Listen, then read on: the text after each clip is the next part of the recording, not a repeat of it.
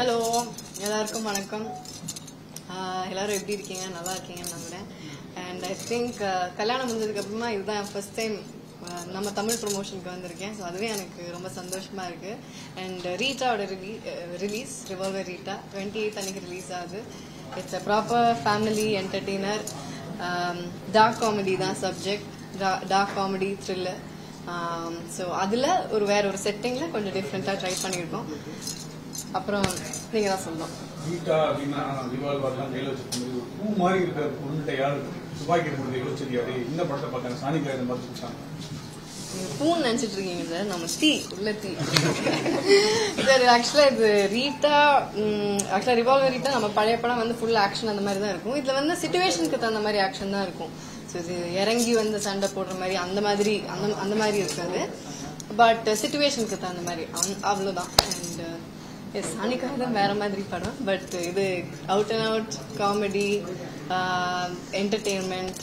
Radhika ma'am இருக்காங்க, நிறைய actors இருக்காங்க, கிங்ஸ்லி சார் இருக்காங்க, சுனில் சார், எல்லாருமே இருக்காங்க. ஸோ இட்ஸ் லைக் ஒரு ப்ராப்பர் ஒரு ஃபேமிலி பேக்கேஜா இருக்கும். ட்ரைலர் ரிலீஸ் ஆன பின்னாடி இது வந்து கோலமாவு கோயிலா 2 வச்சிருக்கலாம் அப்படின்னு சொல்றாங்க. அந்த சாயல்ல இருக்குன்றாங்க. எப்படி இருக்கு? டார்க் காமெடி அதே ஜானருங்கிறதுனால ஆப்வியஸ்லி பார்க்கும்போது அந்த மாதிரி இருக்கும் சார். பட் செட்டிங்கா வேற மாதிரி ஒரு செட்டிங்.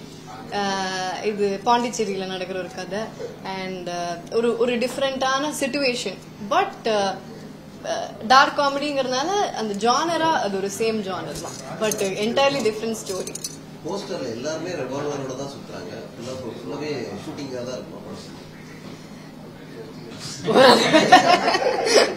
ஓரளவுக்கு ஆமா, எல்லாருக்கும் ஆமா, எல்லாரும் ஃபேமிலின்னு சொன்னீங்க. பார்த்தாலும் போஸ்டர் பார்த்தா வந்து பாருங்க சார். ஃபேமிலி தான் சார். கன் வச்சிருக்கிறதுனால ஃபேமிலி இல்லைன்னு கிடையாது. பட் எல்லாமே ஒரு ஃபன்னான, ஒரு சீரியஸான சிச்சுவேஷன் தான். பட் பயங்கர ஃபன்னா போகும். சூப்பர் சுப்ராயன் எவ்வளவு பெரிய மாஸ்டர், நூற்றுக்கணக்கான ஆயிரக்கணக்கான படம் பண்ணவர் கூட்டு போய் மர்டர் பண்ண மாதிரி இருக்கு. அந்த அனுபவத்தை சொல்லுங்க. அவர் கூட ஒர்க் பண்றது பயங்கர எக்ஸ்பீரியன்ஸா இருந்துச்சு. பிகாஸ் அதுக்கு முன்னாடி நான் திலீப் மாஸ்டர் கூட நிறைய ஒர்க் பண்ணிருக்கேன். இப்ப ரீசெண்டா அவரோட பிரதர் கூட ஒர்க் பண்ணேன். சுப்பராயன் சார் கூட அதுதான் first time. And but stunt மட்டும் இல்லாம, ஐ மீன் படத்துல இருக்கிற ஆக்ஷன் மட்டும் இல்லாம அவர் இந்த மாதிரி ஒரு கேரக்டர்ல பார்த்தது ரொம்ப டிஃப்ரெண்டா இருந்துச்சு. ஆக்சுவலா பயங்கர அவருக்கு நிறைய ஒர்க் இருந்துச்சு. பட் அவர் எதனால அந்த மாதிரி ஆச்சு அப்படிங்கறத நீங்க படம் பார்க்கும்போது தெரியும். இந்த கதை தேர்வு உங்களுடைய உமன் சென்ட்ரிக் படம் அப்படிங்கிறது ஒரு கேப்ல வந்துகிட்டே இருக்குது. ஒரு 6வது படமும் 5வது படமும் நினைக்கிறேன். அது எப்படி சூஸ் பண்றீங்க? இண்டிவிஜுவலா உங்களுடைய படம் ஒன்று, கமர்ஷியல் ஒரு படம், ஹீரோ கூட சேர்ந்து நடிக்கிறது, அது எப்படி மைண்ட் ஃபிக்ஸ் பண்ணி பண்ணுறீங்க? ஆக்சுவலா பேலன்ஸ் பண்றது தான் சார். பிகாஸ் எனக்கு ரெண்டுமே பிடிக்கும். இப்போ எனக்கு கமர்ஷியலா பண்றதும் பிடிக்கும், பெர்ஃபார்மன்ஸ் அந்த மாதிரி தனியா பண்றது பிடிக்கும், ரா பண்றது பிடிக்கும். டிஃப்ரெண்ட் ஒரு வெர்சடைலா டிஃப்ரெண்ட் ஒரு வெரைட்டி டைப் ட்ரை பண்ணணுங்கிறது தான் என்னோட ஆசை. நான் அதுதான் பண்ணிட்டு இருக்கேன். சூஸ் பண்றது வந்து எப்படின்னா, அகைன் நம்ம இதுக்கு முன்னாடி இந்த மாதிரி கேரக்டர்ஸ் பண்ணிருக்கோமா, இல்ல நம்ம பண்ணதுலயே வேற மாதிரி இருக்கா.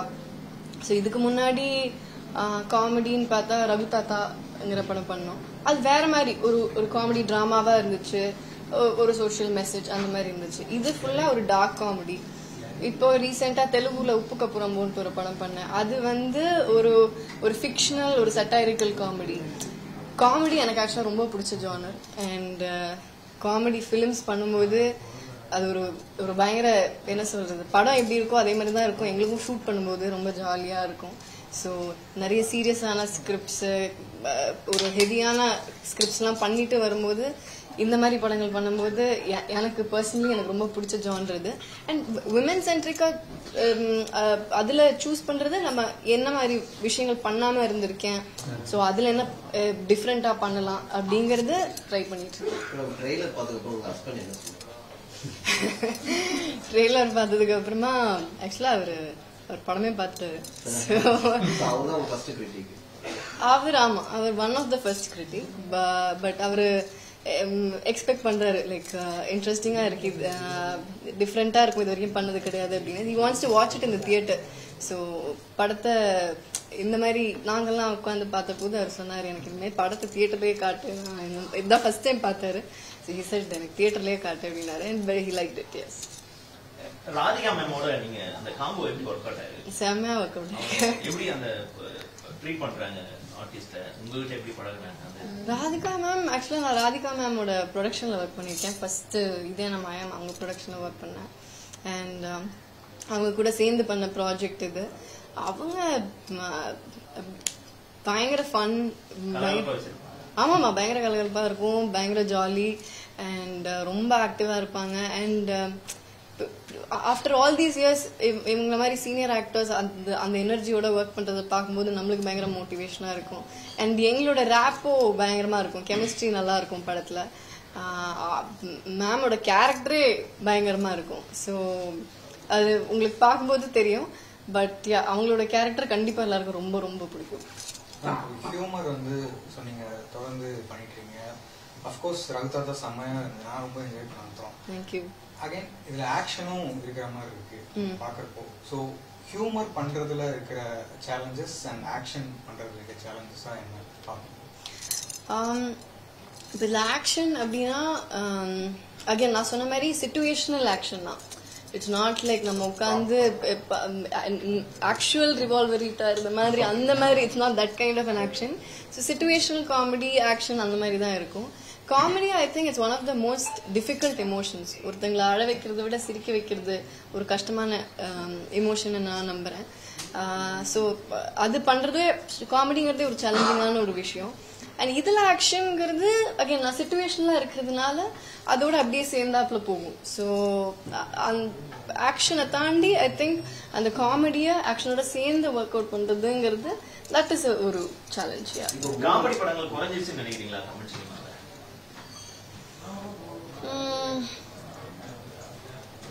கொஞ்சம் கோவிடுக்கு அப்புறமா நிறைய விஷயங்களே குறைஞ்சிருச்சு. ஸோ அந்த மாதிரி பார்க்கும்போது லாட் ஆஃப் இப்பதான் எனக்கு தெரிஞ்சு நம்ம கோவிட்லாம் முடிச்சு அந்த ஒரு 2020 ஃபேஸுக்கு அப்புறமா எனக்கு தெரிஞ்சு இப்பதான் திருப்பி லைக் கம்மிங் பேக் டு ஃபார்ம்னு நினைக்கிறேன். ஸோ இப்பதான் திருப்பி எல்லாமே மெதுவா வந்துட்டு இருக்கு. 3 லாங்குவேஜ்ல படம் நடிக்கிறீங்க, அது எப்படி பேலன்ஸ் பண்றீங்க? ஹிந்தி, தெலுங்கு, தமிழ், மலையாளம். ஆக்சுவலா நிறைய லாங்குவேஜ் பண்ணும்போது அதுவே ஒரு என்ன சொல்றது, அதுவே ஒரு பிரேக்கா இருக்கும் சார். ஏன்னா ஒவ்வொரு இண்டஸ்ட்ரியும் ஒவ்வொரு மாதிரி. ஸோ ஒவ்வொரு இடத்துக்கும் போயிட்டு ஸோ நம்மளுக்கு ஒரு ஸ்டீரியோ டைப்பா ஒரே லாங்குவேஜ்ல ஒர்க் பண்ற மாதிரி இருக்காது. ஸோ அது ஜகிள் பண்றது எனக்கு ரொம்ப பிடிச்ச விஷயம். நான் நிறைய டிராவல் பண்றதா இருக்கட்டும், லாங்குவேஜ் ஸ்விட்ச் பண்றதா இருக்கட்டும். இப்போ ரீசெண்டா கூட யாரும் ஐ திங்க் நான் தெலுங்கு படம் பண்ணிட்டு போது என் டைரக்டர் கேட்டாரு. நான் வந்து என் அசிஸ்டன்ட் கிட்ட டக்குன்னு தமிழ்ல பேசிட்டு, இந்த பக்கம் என் ஹேர்ட்ரெஸர் கிட்ட ஹிந்தியில பேசிட்டு, அந்த பக்கம் தெலுங்குல பேசிட்டு, இந்த பக்கம் மலையாளத்துல பேசிட்டு, அவர் சொல்லும் போதுதான் எனக்கே ரியலைஸ் ஆச்சு. ஸோ ஆல்மோஸ்ட் டெய்லி பேசிஸ்லயே எல்லா லாங்குவேஜையும் யூஸ் பண்ணிட்டு தான் இருக்கேன். ஸோ பட் எனக்கு அது சேலஞ்சுங்கிறத தாண்டி எனக்கு அது ரொம்ப பிடிச்ச விஷயம். ஸோ அதை நான் என்ஜாய் பண்ணிட்டு இருக்கேன். எந்த லாங்குவேஜ் கம்ஃபர்டபுள், எந்த இண்டஸ்ட்ரி கம்ஃபர்டபுள்? ஏன் சார் ஆக்சுவலா எல்லா இண்டஸ்ட்ரியும் வேற மாதிரி டிஃப்ரெண்டா இருக்கும். தமிழ் தமிழ் தமிழ் எல்லாமே கம்ஃபர்டபுள் தான் சார். எல்லாமே ஒர்க் பண்றதுக்கு ஈஸி. மலையாளத்துல ஸ்டார்ட் பண்ணேன், அகைன் தமிழ், அதுக்கப்புறம் வந்தேன், அதுக்கப்புறம் தெலுங்கு பண்ணேன், இப்போ ஹிந்தி பண்ணிட்டு இருக்கேன். எனக்கு எல்லாமே பிடிச்சி இஷ்டப்பட்டு தான் நான் பண்ணிட்டு இருக்கேன். So it's very nice. ஒவ்வொரு மொழியும் ஸ்பெஷல் டிஃப்ரெண்ட் வே ஆஃப் ஒர்க்கிங்னு இருக்கும்ல சார்.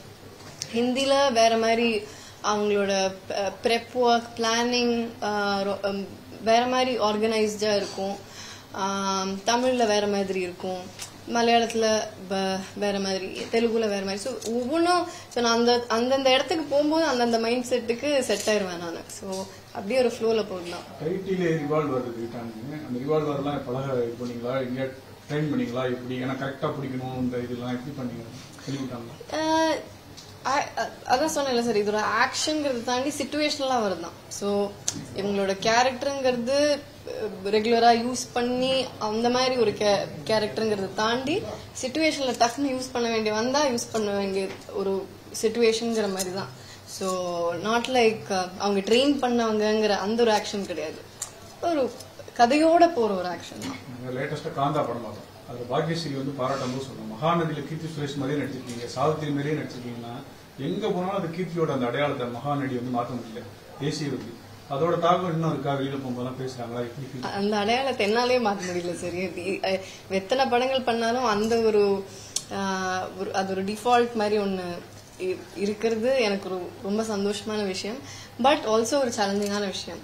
என்னைக்காவது அதை நான் பீட் பண்ணோம் அப்படின்னா அது ஒரு பெரிய சேலஞ்சான விஷயம். But very very happy that இப்படி ஒரு அடையாளம் என்னால் கொடுக்க முடிஞ்சதுங்கிறது. அண்ட் அதுவும் இப்போ அது வந்து ஒரு 6-7 years ஆகுது. ஸோ இப்போ திரும்பி பார்க்கும்போது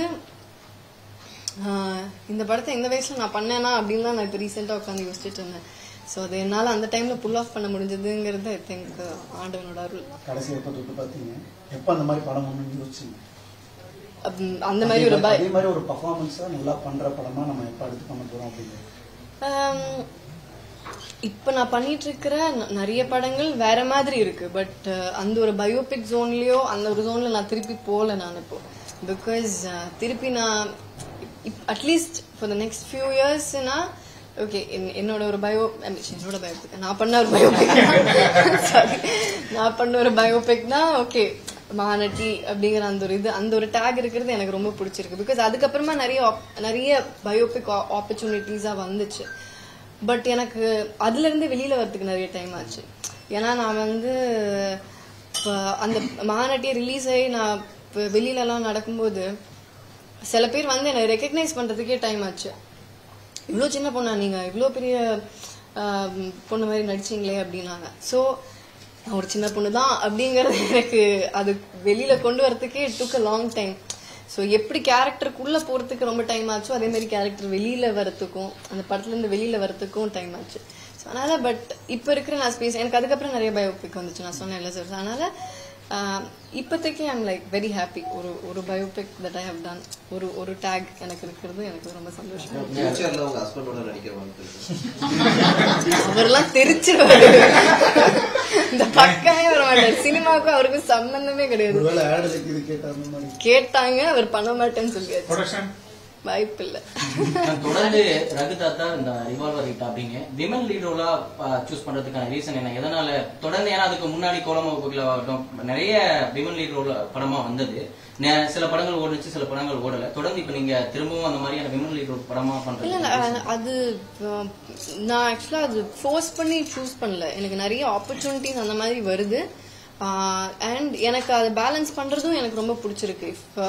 நம்மளால அந்த மாதிரி ஒன்று புல் ஆஃப் பண்ண முடியும்னா வை நாட் டூ தட் அப்படிங்கிற அந்த ஒரு விஷயம். அண்ட் இந்த மாதிரி விமன் ட்ரிவன் படங்கள் பண்ணும்போது சைடில் நான் மற்ற கமர்ஷியல் படமும் பண்ணிட்டு இருக்கேன், வேற மாதிரி ரா ஃபிலிம்ஸும் பண்ணிட்டு இருக்கேன். ஸோ எனக்கு அந்த வெர்ஸ்டாலிட்டி ரொம்ப பிடிச்சிருக்கு. அண்ட் அதுல இருந்து இப்போ நான் மேக்ஸிமம் ட்ரை பண்ணுறது நான் பண்ண அந்த மாதிரி ஃபீமேல் ட்ரிவன் ஃபிலிம்ஸ்ல ஒரே மாதிரி இருக்கிற படங்களை அவாய்ட் பண்ணி டிஃப்ரெண்டா என்ன ட்ரை பண்ண முடியும் அப்படிங்கறத தான் நான் அதுதான் ஒரு மெயினா ஒரு கோலா வச்சு பண்ணிட்டு இருக்கேன். இப்போ இன்னொரு படம் நான் இப்போ மிஸ்கின் சாரோட நானும் மிஸ்கின் சாரும் ஒரு படம் பண்ணிட்டு இருக்கோம். அதுவும் it's a very entirely different film அது. ஸோ இந்த மாதிரி நம்மளால இந்த ஜோன்ல என்ன டிஃப்ரெண்டா பண்ண முடியும், என்ன வெர்ஸ்டைலா பண்ண முடியும். அண்ட் எனக்கு எக்ஸ்பெரிமெண்ட் பண்றது ரொம்ப பிடிக்கும். I like to experiment. இதுல என்ன டிஃப்ரெண்டா பண்ணலாம், இதுல என்னென்ன ஆட் பண்ணலாம். அண்ட் இந்த மாதிரி ஒவ்வொரு படங்கள் பண்ணி அது ரிலீஸ் ஆகி வரும்போது நம்மளுக்கு தெரியும் ஓகே நெக்ஸ்ட் டைம் வேற மாதிரி என்ன பண்ணணும், வேற என்ன ஆட் பண்ணலாம். ஸோ எனக்கு இந்த ஜோன் ரொம்ப பிடிச்சிருக்கு. So I want to explore, இன்னும் நிறைய எக்ஸ்ப்ளோர் பண்ணணும்னு நினைக்கிறேன். ஓகே, அதே மாதிரி இப்ப இது என்ன மாயம் டு ரிவால்வர் ஹிட் கிட்டத்தட்ட 30-35 படம் பண்ணிட்டீங்க. எப்படி இருந்தது இந்த ஜேர்னி? என்ன கத்துக்கிட்டீங்க, என்ன இதெல்லாம் தேவை இதெல்லாம் தேவையில்லை அப்படின்றதெல்லாம் தெரிஞ்சுக்கிட்டீங்க? ஐ திங்க் இப்பதான் ஐ திங்க் ஒரு நவம்பர் 14th ஐ திங்க் எக்ஸாக்டா ஒரு 12 years ஆயிருக்கு நான் இண்டஸ்ட்ரியில வந்தேன். So I was feeling very thankful in the first place. நான் பிரியன் சாருக்கு அன்னைக்கு ஒரு மெசேஜ் அனுப்பிச்சேன். நான் இப்போ ஒரு எக்ஸ்டெண்டட் கேமியோ ஒரு படம் பண்ணேன். அதை பற்றி இப்போ சொல்ல முடியாது. பட் அதில் திருசர் டிஓபியா இருந்தார். திருசர் தான் ஃபர்ஸ்ட் என் படம் கீதாஞ்சலிக்கும் டிஓபியா இருந்தாங்க. நான் சொன்னேன் அந்த ஒரு ஐரனி, அதாவது இத்தனை வருஷம் கழிச்சு கரெக்டாக ஒரு 12வது வருஷம் நான் கரெக்டாக அவங்க கூட ஒர்க் பண்ணிட்டு இருக்கேன் சார் அப்படின்னு சொன்னேன். அண்ட் பிரியன் சாருக்கு மெசேஜ் பண்ணேன், பேசினேன். ஸோ அவர் சொன்னார், என்ன 12 வருஷம் ஆயிடுச்சா, இப்போ ஒரு 5 வருஷம் ஆச்சு நினைச்சேன் அப்படின்னாரு. டைம் ரொம்ப ஃபாஸ்ட்டாக போயிட்டுருக்கு. And first of all very thankful, grateful to all my directors, producers, என்னோட டிஓபிஸ், நான் இது வரைக்கும் ஒர்க் பண்ணியிருக்கிற க்ரூ, யூனிட் எல்லாருக்கும் பெரிய நன்றி தட் இவ்வளோ தூரம் வர முடிஞ்சுது. அண்ட் ஆனால் 12 இயர்ஸ் ஆனாலும் எனக்கு இப்போ தான் ஆரம்பிச்சிருக்குன்னே தோணுது. லைக் ஐ ஃபீல் லைக் எனக்கு ஒரு ட்ராப் இன் த ஓஷன் தான் எனக்கு தெரிஞ்சிருக்குங்கிற மாதிரி தான் நான் ஃபீல் பண்ணுறேன். பிகாஸ் எனக்கு இன்னும் நிறைய கற்றுக்கணுன்னு இருக்கு, நிறைய வெர்சடைலாக கேரக்டர்ஸ் பண்ணணுன்னு இருக்கு, நிறைய எக்ஸ்ப்ளோர் பண்ணணுன்னு இருக்கு. அண்ட் ஒவ்வொரு கேரக்டர்ஸ் பண்ணும்போதும் இப்போ உங்கள் ட்ரீம் கேரக்டர் என்ன அப்படின்லாம் கேட்பாங்க இல்லையா. பட் ஆனால் ஒவ்வொரு கேரக்டர் பண்ணும்போது தான் நம்மளுக்கே தெரியுது, இல்லை இதெல்லாம் நம்ம எதிர்பார்த்ததே இல்லையே, இந்த மாதிரி ஒரு கேரக்டர் பண்ணணும்னு நினச்சி பார்த்தது கூட இல்லையே அப்படின்னு. ஸோ அந்த மாதிரி பல டிஃப்ரெண்டான கேரக்டர்ஸ் பண்ண முடிஞ்சுது. அண்ட் இன் ஜென்ரல் அபவுட் நிறைய ஹேட்ரட், நிறைய ட்ரோல்ஸ் எல்லாத்தையும் தாண்டி வந்திருக்கேன். ஸோ அது வந்து நான் மேக்ஸிமம் இப்போ சோஷியல் மீடியாவாகட்டும் எல்லாமாகட்டும் நான் மேக்ஸிமம் நான் மைண்டுக்கு எடுத்தது கிடையாது. அந்த பக்கம் ஒரு நெகட்டிவிட்டினா ரொம்ப தூரம் அதுக்குள்ளே நான் போனது கிடையாது. சில விஷயங்கள் கொஞ்சம் ஹாண்டிங்காக இருக்கும், ரொம்ப தூரம் எக்ஸ்டெண்டடாக சில விஷயங்கள் பேசும்போது. பட் எல்லாத்தையும் விட்டுட்டு நான் என் ஒர்க்கு அது இதுன்னு கான்சென்ட்ரேட் பண்ணிட்டு நான் போயிட்டுருப்பேன். ஸோ அந்த மாதிரி தான் இப்பவும் போயிட்டுருக்கேன். So very very happy. விமர்சனங்கள் வர தொடங்கிய டைம்லாம் இருக்குல்ல மேம், நீங்க இண்டஸ்ட்ரிக்கு வந்து 12 இயர்ஸ் ஆச்சு. இந்த ஒரு கட்டத்துக்கு மேலே விமர்சனம் அந்த ஸ்டார்டிங் டைம்ல அதை எப்படி எதிர்கொள்ள கற்றுக்கிட்டீங்க? ஸோ அதை பற்றி ஸ்டார்டிங் டைம்ல ஃபர்ஸ்ட் உங்களுக்கு அந்த ட்ரால் விமர்சனங்கள் இதெல்லாம் வர ஆரம்பிச்சிருக்கும்ல, அத எவ்வளவு பாராட்டுகள் வருதோ அந்த அளவுக்கு விமர்சனங்கள்லாம் வரும்.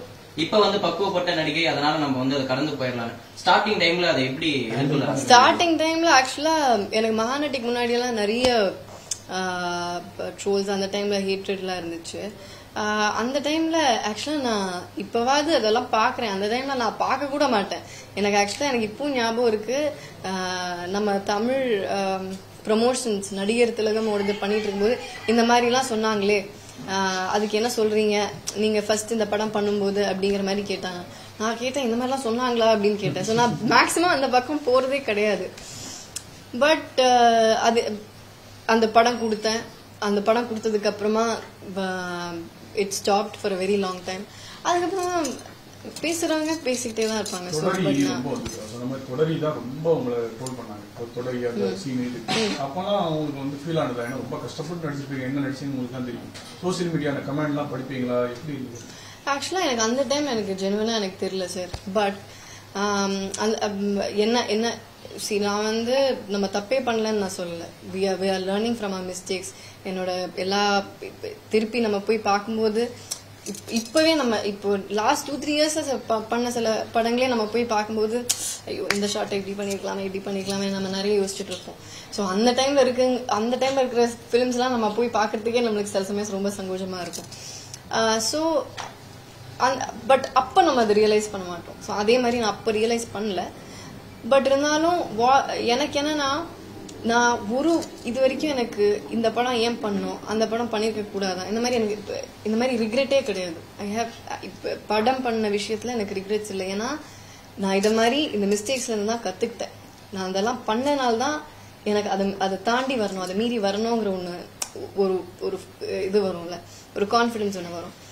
தொடரில் விஷயம் என்ன நடந்துச்சுன்னா, நான் வந்து இதே மாதிரி அந்த டைம்ல கேட்ட போது I did not have answers. But நான் வந்து மகாநடி பண்ணும்போது நான் நாகி டைரக்டர்கிட்ட கேட்டே இருப்பேன், எதுக்கு என்ன சூஸ் பண்ணீங்கன்னு கேட்டே இருப்பேன். எனக்கு தெரியல, like what did you see in me, ஏதோ ஒன்று பார்த்துட்டு தானே என்ன சூஸ் பண்ணீங்க அப்படின்னு கேட்டேன்.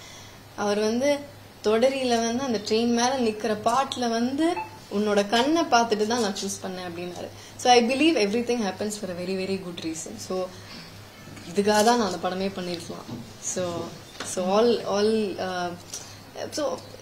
அதனால எல்லாத்துக்குமே ஒரு ரீசன் இருக்கும், ஒரு நல்ல காரணம் இருக்கும்னு நான் நம்புறேன்.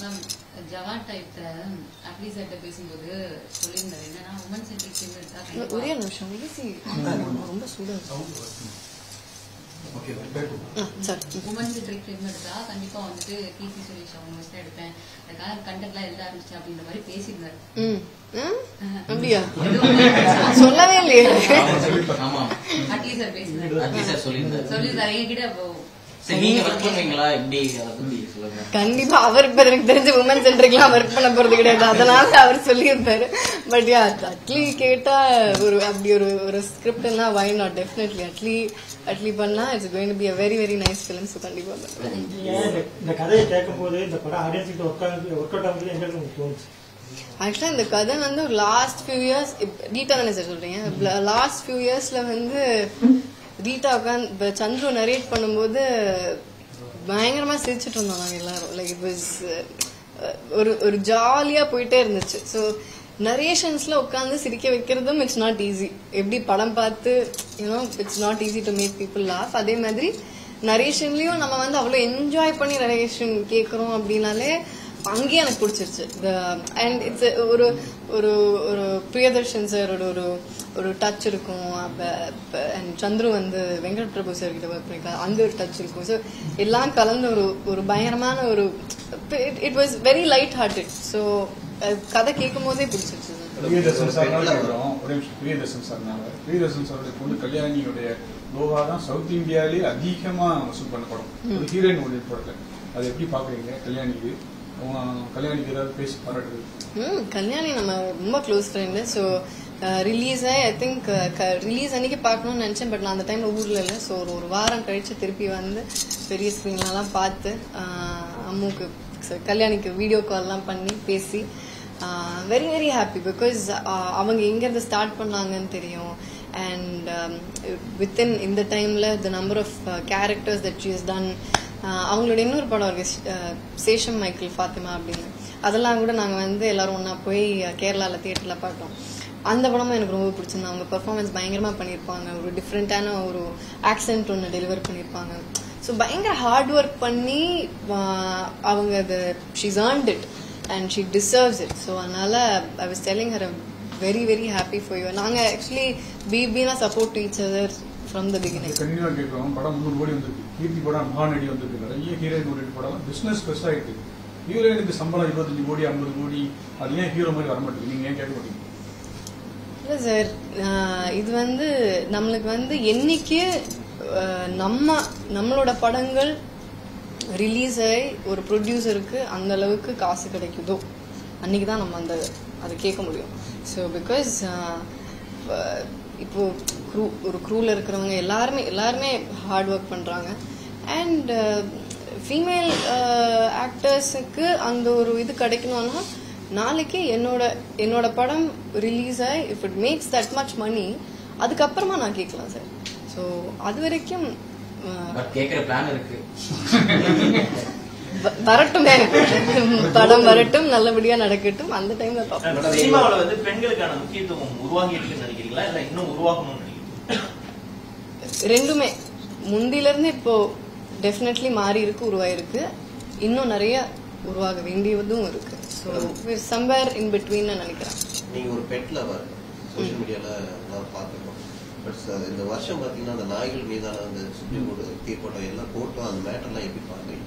நாய்களுக்கு எதிரான அந்த தீர்ப்புகள் இந்த ஸ்ட்ரீட் டாக்ஸ் அந்த விஷயம் ஆக்சுவலா அது பார்க்கும்போது எனக்கு ரொம்ப கஷ்டமா இருக்கும். Because we are all pet lovers.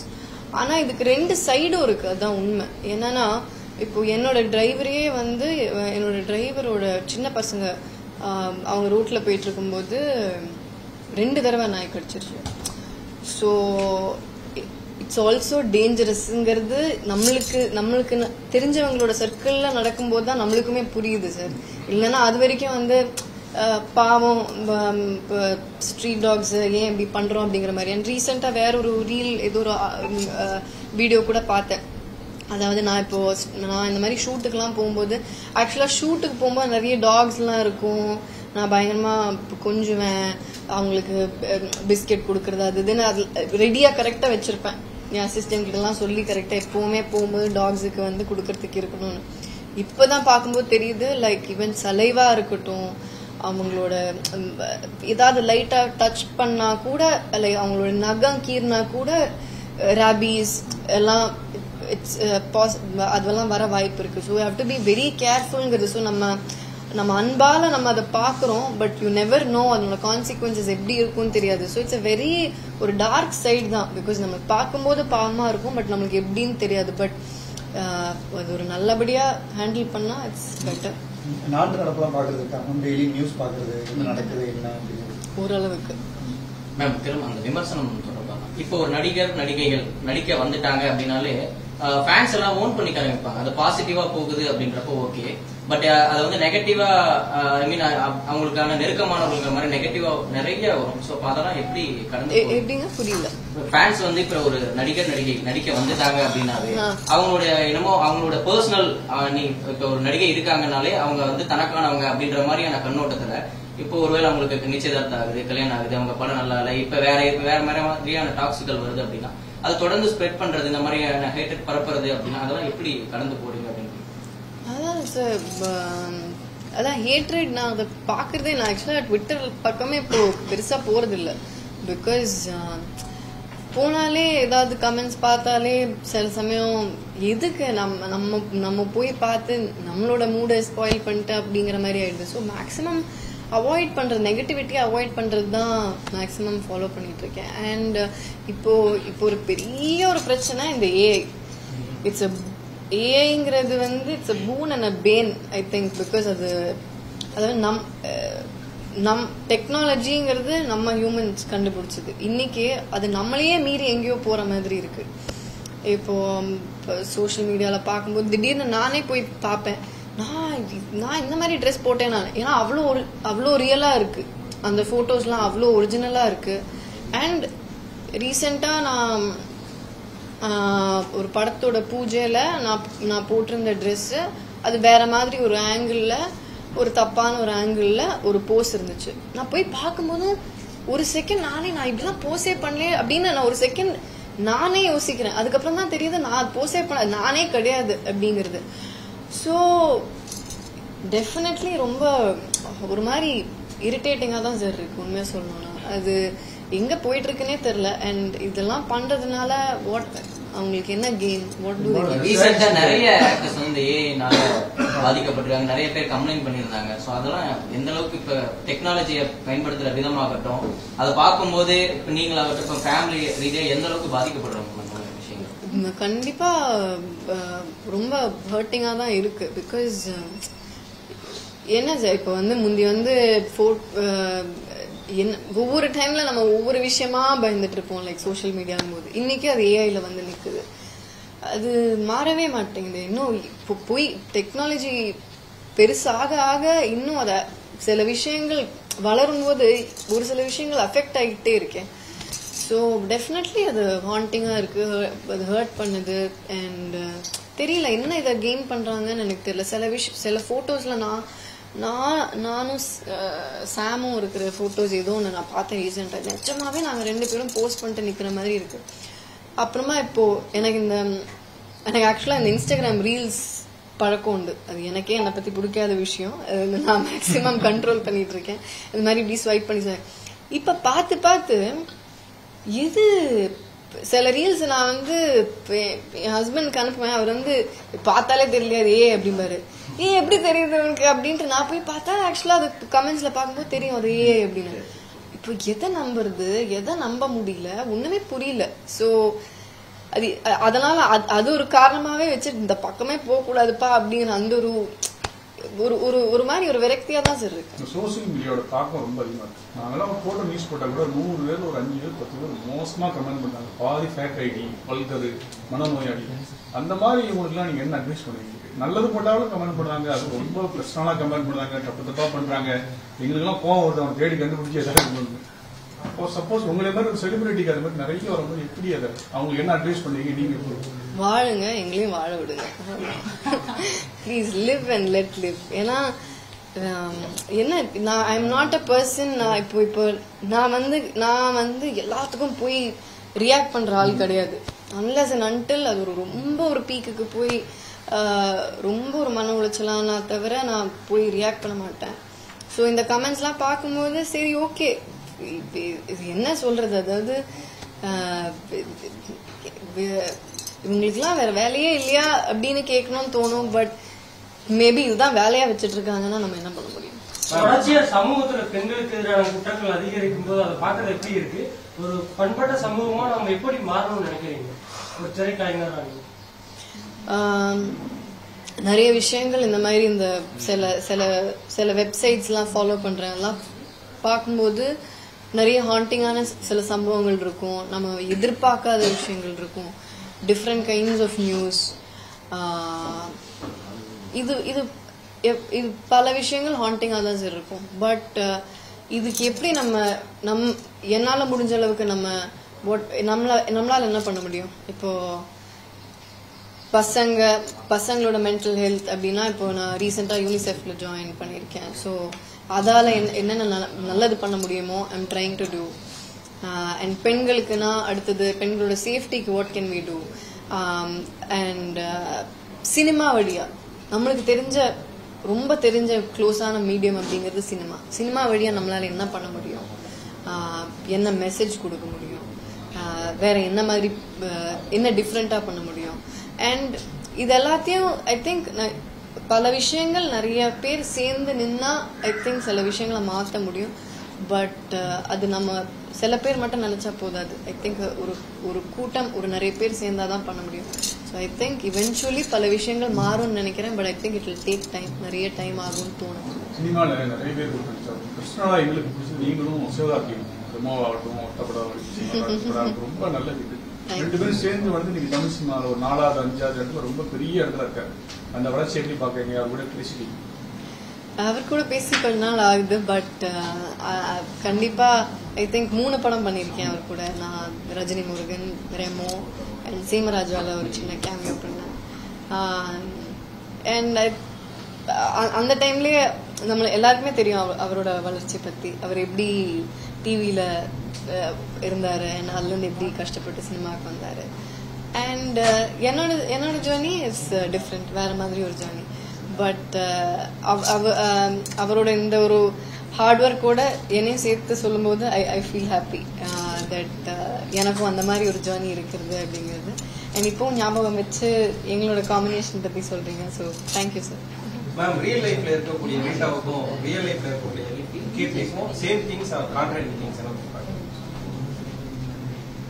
ரீட்டாக்கும் கீர்த்திக்கும் சில விஷயங்கள் சேமா இருக்கும். 2 பேருமே கொஞ்சம் ஸ்மார்ட்டானவங்க தான் அப்படின்னு சொல்லலாம். அவர் முடிச்சிடுறேன். கான்ட்ரடிக்டிங்கா இல்ல, கான்ட்ரடிக்டிங்கா பெருசா இல்ல, ஆல்மோஸ்ட் சேம் தான். அதான் ரீட்டா மாதிரியே ட்ரெஸ் பண்றேன். ஃபியூச்சர்ல நீங்க ஃபேண்டசி மூவிக்கு அந்த லோகா படம் மாதிரி அந்த மாதிரி உங்களுக்கு அதான் interest? Of course I think seriously நீங்க வர வாய்ப்பு அது அந்த டைரக்டர்கிட்ட தான் கேட்கணும். பட் டெஃபினெட்லி அது இட்ஸ் சம்திங் இன்னைக்கு எல்லாருமே பிடிச்சி பாக்குற ஒரு ஜானர்ல சார் ஃபேண்டசிங்கிறது. அந்த மாதிரி ஒரு ஜானர்ல வர முடிஞ்சா I be very very very happy. But யாராவது அந்த மாதிரி என்ன இமேஜின் பண்ணாங்கன்னா I think it will be a dream come true for me. என்ன சார் புரியல? கல்யாணம் ஆகும்னா சுதந்திர பிறகு இருந்தீங்க, மிஸ்ஸஸ் ஆன பிறகு ஏதாவது கொஞ்சம் பொறுப்புணர்வு, ஏதாவது கடமைகளை மாற்றலாம் என்ன அப்படி லேசா ஏதாவது மாறி?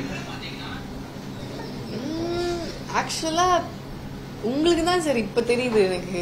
லைக் கசின் அதுக்காக ஐ மீன் கல்யாணம் ஆகி இப்போ ஆல்மோஸ்ட் 1 year ஆக போகுது. பட் ஃபார் அஸ் நாங்க இது எனக்கு ஒரு ஆல்மோஸ்ட் ஒரு 15 years-ஆ நான் இருந்திருக்கிற ரிலேஷன்ஷிப். உங்ககிட்ட இருந்து எல்லாத்துக்கிட்ட இருந்தும் அதை அவ்வளோ கஷ்டப்பட்டு இத்தனை வருஷம் காப்பாத்திருக்கேன். பட் அதனால எங்களுக்கு அது ஒரு பெரிய ஒரு டிஃப்ரென்ஸ். கல்யாணம் பண்ணியிருக்கோம் அப்படிங்கிறது இப்போ வெளியில தெரியுதே தவிர பட் எங்களுக்கு பெரிய டிஃப்ரென்ஸ் இல்லை. But definitely families how join together. கல்யாணங்கிறது it's also marriage between the families இல்லையா? ஸோ அந்த ஒரு கமிட்மெண்ட், அந்த ஒரு ரெஸ்பான்சிபிலிட்டிஸ், சின்ன சின்ன விஷயங்கள் வரலாம். மற்றபடி நாங்கள் எப்படி இத்தனை நாள் இருந்திருக்கோமோ அப்படியே தான். நடிகர்கள் நிறைய பேர் இயக்குநர்களாக வராங்க. நீங்க உங்களுக்கு டைரக்ஷன் பண்றதுக்கு ஆசை ஏதாவது இருக்கா? நான் ஆக்சுவலா ஒரு 5 years முன்னாடியே நான் எழுத ஆரம்பிச்சேன். ஸோ அதெல்லாம் எனக்கு ஒரு ஃபியூ ஸ்கிரிப்ட்ஸ் இருக்கு, நான் அதெல்லாம் அப்படி வச்சிருக்கேன். ஹோப்ஃபுல்லி கூடிய சீக்கிரம் நடக்கலாம். யார் ஹீரோவா இருப்பாங்க? சொன்னாரு நடந்துச்சு இந்த மாதிரி நீங்க ஏதாவது பிளான் பண்ணி நீங்களே இல்ல இல்ல ஹீரோங்கிறத தாண்டி ஐ திங்க் நான் வேற மாதிரி ஒன்னு ட்ரை பண்ணிட்டு இருக்கேன். அது மேபி அடுத்த வருஷம் சொல்றேன். எந்த மாதிரி ஜானர்? நான் எழுதியிருக்கிற ஜானர்லாம் பல ஜானர் இருக்கும், ஆனா அதுல கண்டிப்பா ஹீரோயினுக்கு இம்பார்ட்டன்ஸ் இருக்கும். பெண்கள் பற்றி பேசக்கூடிய திரைப்படம் கதையா தான் எழுதிருப்பீங்கன்னு சொல்லுவாங்க. இல்ல இல்ல பெண்களுக்கு இம்பார்ட்டன்ஸ் இருக்கிற கதையா இருக்கும், பட் அதுக்காக உமன் சென்ட்ரிக்கா அந்த மாதிரி இல்ல. நான் ஒரு 3-4 லைன் ஸ்டோரி லைன்ஸ் வச்சிருக்கேன். எல்லாமே வேற வேற மாதிரி இருக்கும். பட் எனக்கு அது உட்காந்து டெவலப் பண்றதுக்கு நான் டைம் கிடைக்கல இன்னும். பிகாஸ் நடிக்கிற வேலையிலேயே பிஸியா இருக்கிறதுனால. பட் அட் சம் பாயிண்ட் அந்த ஒரு டேலண்ட் உட்காந்து நர்ச்சர் பண்ணணும்னு இருக்கு. கூடிய சீக்கிரம் ரிவால்வர் ஹிட்டா ஒரு ஃபேமிலி பாதுகாப்பு சிச்சுவேஷனுக்காக வந்து கன் எடுக்கிறாங்க. சும்மா கன் அதே மாதிரி பெண்கள் வந்து பாதுகாப்பு எப்படி இருக்கு? நீங்க ஃபாரின்லாம் நிறைய படிச்சிருக்கீங்க, இங்க இந்தியாவுக்குள்ள சுத்தி இருக்கீங்க, எப்படி இருக்கு? இன்னும் என்னென்ன பாதுகாப்பு தேவைன்னு நினைக்கீங்க இந்த படம் சம்பந்தப்பட்டிருக்கு? எங்கேயோ ஆரம்பிச்சு எங்கேயோ வந்துட்டீங்களா சார்? படத்துல பாதுகாப்பு கேக்குறீங்களா? நம்ம பெண்கள் நிஜ பெண்கள் கேட்கிறோம். இன் ஜெனரல் ஃபாரின்ல எப்படி இருக்கு, இங்க எப்படி இருக்கு? நீங்க எல்லா பக்கம் போனது இல்ல, இங்க பாதுகாப்பு இன் ஜெனரலாவே நம்ம நாட்டுல கம்மி தானே சார். இட்ஸ் நாட் லைக் இப்போ ஒரு துபாயோ ஒரு யூஎஸ்ஓ அந்த மாதிரி கிடையாது. ஐ மீன் அந்த மாதிரி கிடையாது. இப்போ துபாய் எல்லாம் போகும்போது உங்களுக்கு நிறைய அட்வான்டேஜஸ், பெண்களோட சேஃப்டி, அங்க ரூல்ஸே வேற மாதிரி இருக்கும். பட் நம்ம ஊர்ல அந்த மாதிரி பார்க்கும்போது சேஃப்டிங்கிறது கம்மியா தான் இருக்கு. அது மாறணும். அது ரொம்ப ஒரு பிரச்சனையா தான் இருக்கு. பட் டெஃபினெட்லி மாறி தான் ஆகணும். சர்வதேச ஆண்கள் தினம் கொண்டாடப்படுது. உங்களோட வாழ்க்கையில் ஆண்களோட எவ்வளவு இருக்கு? ஆண்களுக்கு சொல்லக்கூடிய அறிவுரை என்ன? ஆண்கள் தினத்துக்கு யாரும் வாழ்க்கை சொல்ல மாட்டாங்க.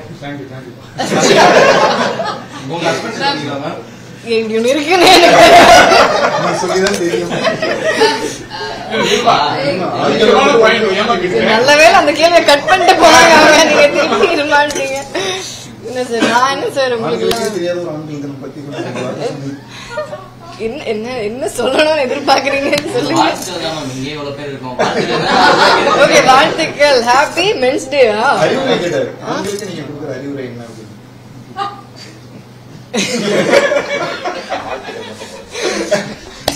Happy men's day. ஓகே,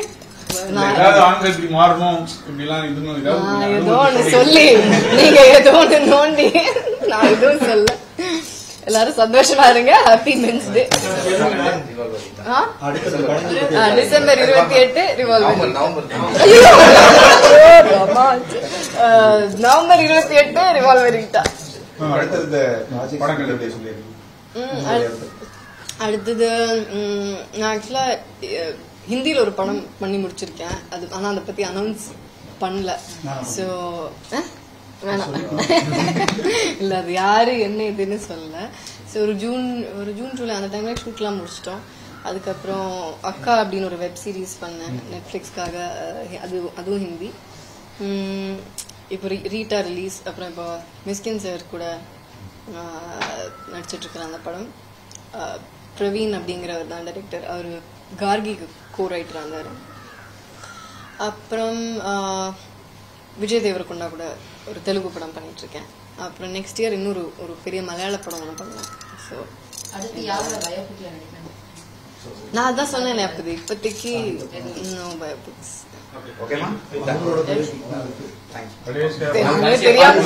படம் என்னைக்கு ரிலீஸ் அதை பத்தி அதுதான் சார் ஆரம்பிச்சேன். நவம்பர் 28 ரிவால்வர் ஹிட்டா ரிலீஸ் ஆகுது. It's a proper family entertainer, dark comedy ஜானர்ல. ஸோ ஜாலியா வந்து சிரிச்சுட்டு போகலாம். எல்லாரும் ரிவால்வர் வச்சிருக்காங்க அப்படிங்கிறதுனால கண்டிப்பா பாருங்க. It's going to be out and out entertainer. Thank you.